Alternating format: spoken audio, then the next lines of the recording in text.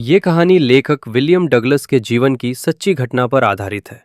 इसमें लेखक अपने डर, संघर्ष और जीत के बारे में बताता है। ये अध्याय हमें सिखाता है कि डर से भागने के बजाय उसका सामना करना चाहिए। लेखक बताता है कि उसे बचपन से ही पानी से डर लगता था। ये डर तब शुरू हुआ जब वो 3 या 4 साल का था। वो अपने पिता के साथ समुद्र किनारे गया था। तभी एक तेज लहर आई और लेखक को अपने साथ बहा ले गई। हालांकि उसके पिता ने उसे बचा लिया, लेकिन उस घटना ने उसके मन में पानी का डर बैठा दिया। जब लेखक बड़ा हुआ तो उसने सोचा कि वो अपना डर खत्म करेगा। इसके लिए वो YMCA के स्विमिंग पूल में तैरना सीखने लगा।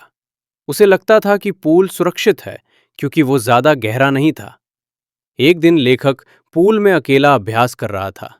तभी एक 18 साल का लड़का मजाक में उसे उठाकर गहरे पानी में फेंक देता है।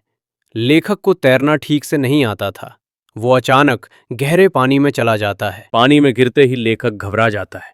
वो ऊपर आने की कोशिश करता है लेकिन सफल नहीं होता। उसके फेफड़ों में पानी भरने लगता है। उसका शरीर सुन्न होने लगता है। उसे लगता है कि अब उसकी जिंदगी खत्म हो जाएगी। वो 3 बार ऊपर आने की कोशिश करता है लेकिन हर बार असफल हो जाता है। आखिर में वो पूरी तरह हार मान लेता है। उसकी चेतना जाने लगती है। उसे सब कुछ शांत और आरामदायक लगने लगता है। कुछ समय बाद लेखक को होश आता है। वो खुद को पूल के बाहर पाता है। किसी ने उसे बचा लिया था।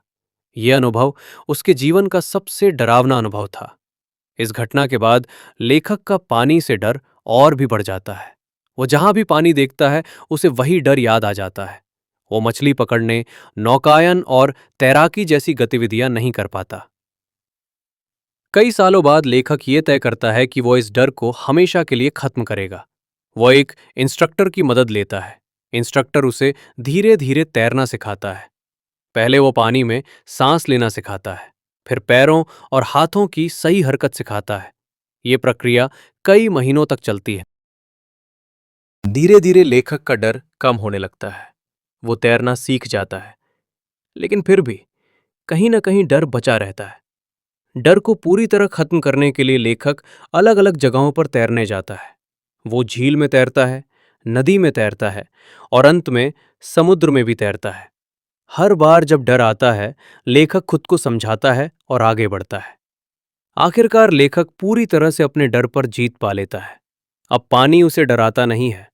वो समझ जाता है कि डर सिर्फ हमारे मन में होता है।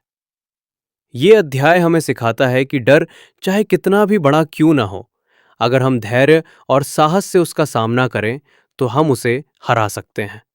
डर से भागने से वो और बढ़ता है, लेकिन उसका सामना करने से वो खत्म हो जाता है।